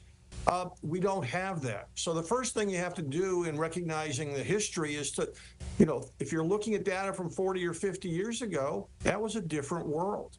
When we talk about things today, you have to recognize just how different it is, how decentralized it is. And that, by the way, means there is not a common language. You have to get at things from a variety of angles. Yeah, and as you look at that common language, just in our last minute here in this segment, Scott, as we look at that common language, what are the things that you're sensing or hearing as some of those, we always talk about what's the word of the year going to be. From your sense, what words are you looking for, or what should we be listening for, especially in an election cycle? There's not a single word. I don't believe in magic words, but I do believe in context. And I think what people are looking for is a little bit of respect. They would like political leaders to respect the fact that the people are supposed to be sovereign. They don't sense that in either political party. They don't sense that either political party or its leaders are honest in dealing with them in a straightforward way. And they really want to have that respect that would say, we trust you to live your own lives the way you see fit. Now, there may not be a magic word for that, but there's a sense that the political leaders are fighting each other so much they're forgetting who's supposed to be in charge. We're staying with the polling numbers and the polling questions with our special guest, Scott Rasmussen from RMG Research, where he has been teaching us about where the American people actually are, what all of us should be watching for in this pivotal 2024 election cycle. Scott, politicians love to pump up the divide and the divisive language. You've been tracking a group that you call the movable middle, kind of this center left to center right. Who are these people? Are they really the big bulk of the people in the country? And what kind of conversation do they want to have in 2024? Boy, let's start with the divisiveness that the political world sees or perhaps provokes. You hear a lot of talk about we're a 50-50 nation. I don't think that's accurate. I do think there's about 10% on each extreme who are busy fighting each other and think that if they don't win, the world will come to an end. And the other 80% are somewhere in between, just trying to keep their heads down and not get caught in the crossfire. But most of that group in the middle, they may not really be excited about the battles that are going on, but they have a preference for one side or another. In fact, I would say that about 80% of American voters right now, maybe even 85%, know which way they're going to vote in the 2028 election, not 2024, 2028, because their default position, or in many cases their only position, is to vote for their particular party. That leaves 15 or 20% in the middle who are this movable middle. They're dissatisfied with the conversation. Most of them don't live and breathe politics. In fact, that's one of the reasons that parties have a hard time reaching them. They're people who are busy living their lives, trying to raise their families, trying to build careers. They know politics matters, but it's not everything in their life. And in fact, we've done some polling recently. Only about a third of voters think it matters in terms of their life. Matters a great deal which party controls Congress. That's something the political leaders can't grasp. So this movable middle, they don't care about the political policies. They care about the world that they live in, the kind of society those policies create. And that's the way you need to reach them. How is this going to create a better world? Yeah, and so often that is with things that you have referenced in terms of talking to them, not about a specific political issue or even a policy issue, but about community and compassion and self-reliance and upward mobility. I want to get into an area that I know you're diving deep into, and that is that we live in this world of outsized voices. Whether it's left or right or economic top and bottom or education-wise, the loud voices have an outsized influence in this country. Is that how it should be, and what should we make of all of that? Well, of course, that's not how it should be in a land where consent of the governed is the only legitimate source of authority. But it's always difficult. Look, there have been elites for thousands of years, and there will be elites for thousands of years to come. There are people that are more engaged in politics than others, and that gives them a louder voice. But what we do have right now seems to be really problematic in the sense that a lot of those louder voices disrespect voters. It's one thing to have an elite group that says, well, our job is to respect and represent the voters. It's quite something else where they say our job is to overrule the voters. And right now, for example, we know from studies that among people who are senior federal executives, people who work at these agencies, about 3 out of 4 of them say if they think something is right and voters overwhelmingly oppose it, well, they should do what they think is right anyhow. Ignore the voters.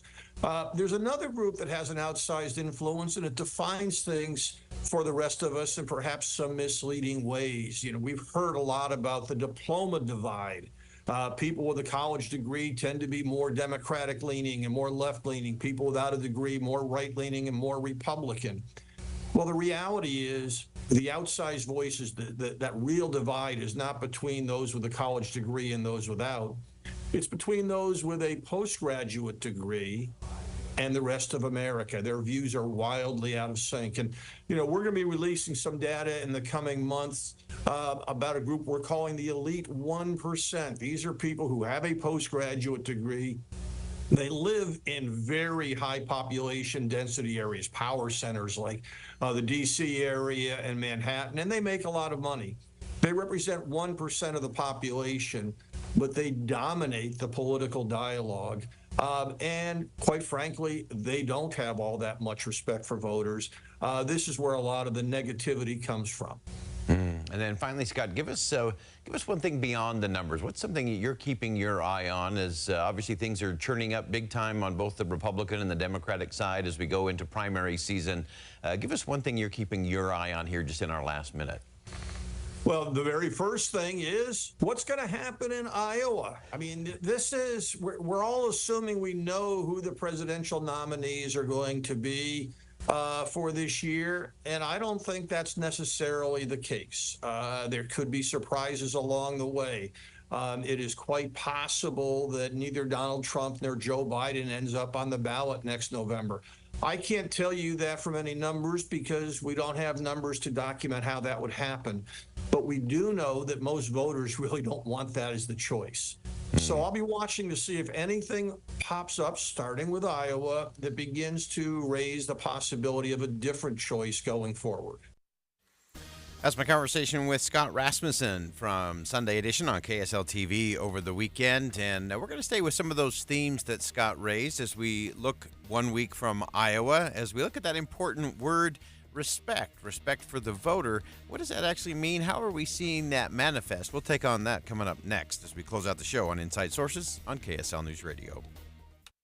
8 days until Utah lawmakers are back on the Hill. Making decisions that affect you. Fewer taxes taken out of paychecks. Tax credits for families, affordable housing, and school funding. This week, KSL tells you everything you need to know about the upcoming session. Wednesday, school safety and curriculum. Thursday, AI and technology. Friday, anything affecting taxes and your money. Listen this week, Eye on the Hill 2024 on KSL News Radio. For over 100 years and 4 generations, my family has provided quality installations from the most well-known brands in the heating and air conditioning industry. Hello, I'm Brian Jackson with Manuel Plumbing and Heating. This winter, Lennox is offering up to $1,500 in rebates for the purchase of a qualifying high-efficiency furnace and AC system. Let one of our knowledgeable sales staff provide a free in-home consultation on what Manuel and Lennox can do for you in your home. Now, this offer is only available till February 2nd, so mention this ad and receive an additional $250 off your system. Call Manuel Plumbing and Heating, 801-262-4671. It seems like everywhere you look right now, someone is sick. This year, prepare your family for airborne invaders like bacteria, pollen, and yes, germs with Navage Nasal Care. Navage flushes ultra-pure, refreshing saline in one nostril, around the back of the nose, and out of the other nostril. Navage sucks out viruses, dust, and other airborne particles, all the stuff that gets trapped in your nose, making you miserable. Don't get caught empty-handed this winter. Get Navage, the drug-free solution that helps you breathe easier, sleep better, and feel healthier. Even better, Navage is HSA, FSA eligible, so Navage is a great way to spend those funds before they expire. Don't wait a minute longer. Buy Navage today and you'll breathe easier knowing you're putting your funds to good use. Navage is available online at Navage.com or Walmart, Walgreens, CVS, and Rite Aid. Navage, N-A-V-A-G-E. Clean nose, healthy life. I'm getting vaccinated with Prevnar 20, a Pfizer vaccine. So am I, because I'm at risk for pneumococcal pneumonia. If you're 19 or older with chronic conditions like asthma, diabetes, COPD, or heart disease, or are 65 or older, you are at increased risk for pneumococcal pneumonia. Ask your doctor or pharmacist about Prevnar 20, pneumococcal 20-valent conjugate vaccine. It can help protect you against pneumococcal pneumonia in just one dose.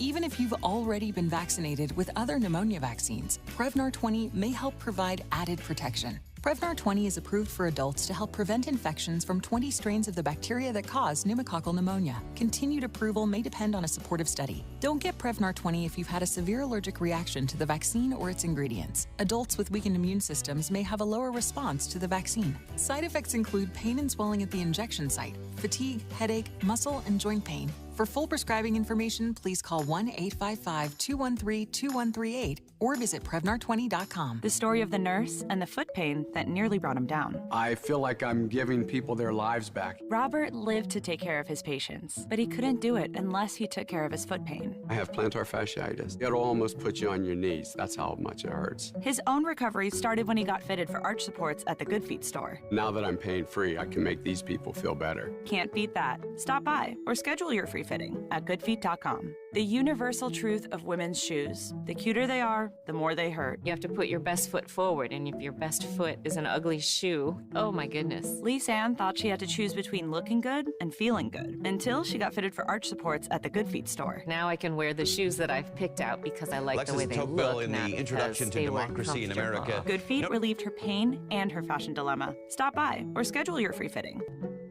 Stop by the Good Feet store in Farmington, Riverton, or Sandy for a free fitting. Call 1-800-NEW-FEET or visit goodfeet.com. Email from school about the incident today. Scary. You know, teachers like me, parents, we don't always know as much as you guys do about what's going on with other kids. Half the time, it's rumors. Yeah, but if you're ever concerned about a friend who's having trouble with alcohol, prescription drugs, anything, you need to tell an adult, someone you know and trust. That can be hard, but speaking up about a problem is what helping a friend is all about. For more information, visit underagedrinking.samhsa.gov. With the 3 things you need to know this hour, I'm Dan Bonas. First, carrying an emergency kit in your car could save you a lot of trouble in this week's snowstorms. Second, fire destroyed a 3-story cabin near the Silver Fork restaurant at Brighton. Third, Volkswagen will build artificial intelligence capabilities into its new cars. Right now, 28 degrees and mostly sunny in Salt Lake City. And back to Inside Sources on KSL News Radio. Hear elevated conversation on crucial issues. Boyd Matheson on Inside Sources.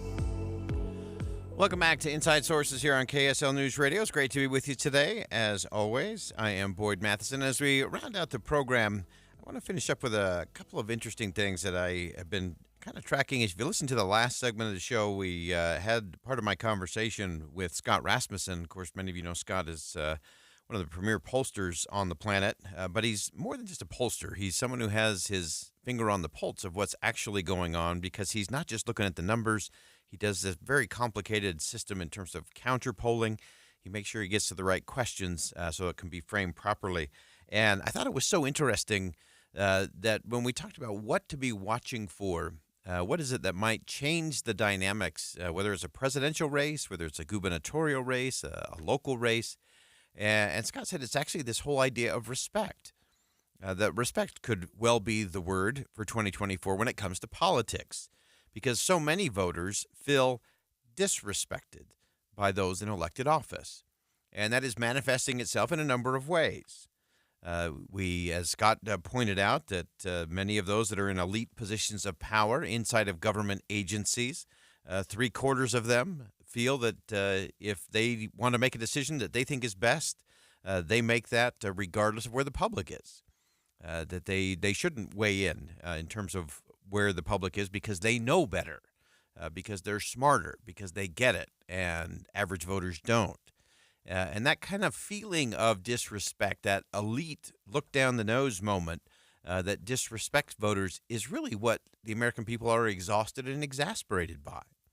Scott pointed it out and said, look, you have elites on both ends of the political spectrum, on the far left and the far right, who truly disrespect voters, both by the rhetoric that they put forward and by the way they treat with contempt the American people, because they are the elite. So we should just listen to them.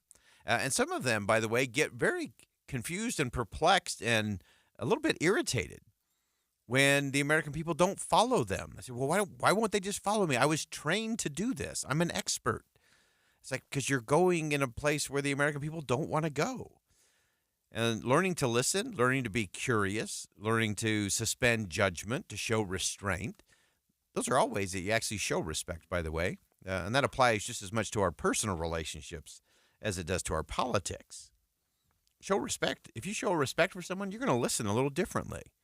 If you're going to show respect for someone else, you're going to be curious about what they think and why they think that way. And you're going to ask better questions as a result.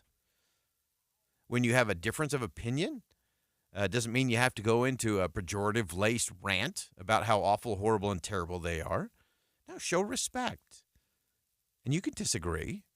You can just do it different. You can do it better. And I actually believe one of the ways that we're seeing play out in front of us this week in Washington, D.C., the way you really show respect for the American people, you tell them the truth. And when it comes to our nation's spending, this is the biggest area of disrespect, because nobody's being honest with the American people. No one's being honest about $34 trillion in debt and what that actually does to the American people. Whether it's somebody in the middle class or somebody facing poverty, the impact of that is devastating, and it will get worse. If you want to show respect to the American people, have an honest conversation about our social safety net programs that are on the verge of bankruptcy in the next few years if things aren't changed, if corrections and adjustments are not made. Have an honest conversation. You want to build trust? Show respect. You want to build trust? Tell the American people the truth. That's the ultimate form of respect. And sometimes we say, well, that's not popular, or that will get me a primary challenge in my next election, or that may actually cost me my next election. Well, if that's the case, so be it. Because unless we have people who have that kind of respect for the American people, who trust the American people with the truth, then we're going to continue to have the kind of shenanigans that we've been having and continue to have and continue to watch this week in our nation's capital. We can talk about funny money. The numbers don't add up. And the bottom